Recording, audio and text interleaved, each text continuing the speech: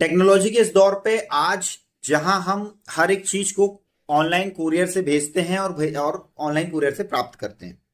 वहीं जब भी हम किसी प्राइवेट कुरियर कंपनी पे ट्रस्ट करके हम कोई भी चीज उसे सौंपते हैं कि ये चीज यहां से डिलीवर्ड हो जाए, और यदि वो पूरी नहीं होती है तो क्या रेमेडी हमारे पास रहती है, कहां पर हम केस कर सकते हैं, इसके बारे में आज बात करने वाले हैं।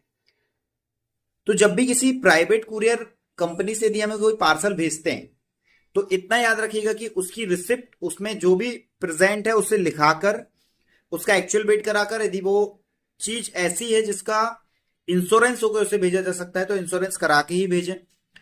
और यदि इस बीच इतना सब कराने के बाद भी यदि आपको प्रॉब्लम होती है, आपका पार्सल डिलीवर्ड नहीं हो पाता है, या आपने किसी कंपनी से पार्सल मंगाया हुआ है प्राइवेट कुरियर कंपनी के थ्रू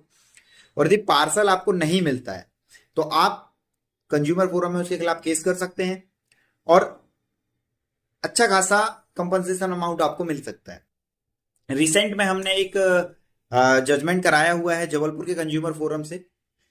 जबलपुर के कंज्यूमर फोरम में ये हुआ था कि इन्होंने डीटीडीसी, हमारा जो क्लाइंट है, उन्होंने डीटीडीसी के थ्रू एक कुरियर को भेजा हुआ था जिसकी कीमत लगभग 1,96,000 रुपए थी, और इसके बिहाफ पे जो कंपनी है उन्होंने उसका इंश्योरेंस भी कराया हुआ था। बट इंश्योरेंस के बावजूद यहां से तो सिर्फ हो गया माल, बट वहां पहुंचा नहीं। जब वो यहां से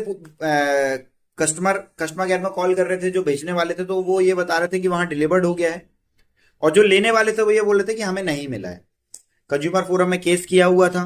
साबित किया हमने कि हमने 1,96,000 रुपए की चीज भेजी थी जिसका हमने इंश्योरेंस भी कराया हुआ था, बट कुरियर कंपनी की गलती की वजह से वो कुरियर ना यहां पे मिला ना वहां पे गया। माननीय कंज्यूमर फोरम के माननीय जज ने 1,96,000 रुपए के सामान को रिटर्न करने के एवज पे 1,96,000 रुपए देने या उस सामान को वापस करने के अलावा 20,000 रुपए जो उनका मेंटली डिसऑर्डर हुआ था वो, और 10,000 रुपए अधिवक्ता शुल्क जो कानूनी तौर पे उन पे खर्च हुआ था, इसके लिए उन्होंने ऑर्डर पारित किया हुआ है। तो कभी भी याद रखिए, किसी कुरियर कंपनी से आप कोई भी पार्सल भेजते हैं तो जरूर उसका इंश्योरेंस कराएं और वही चीज लिखाएं जो उस कुरियर में है।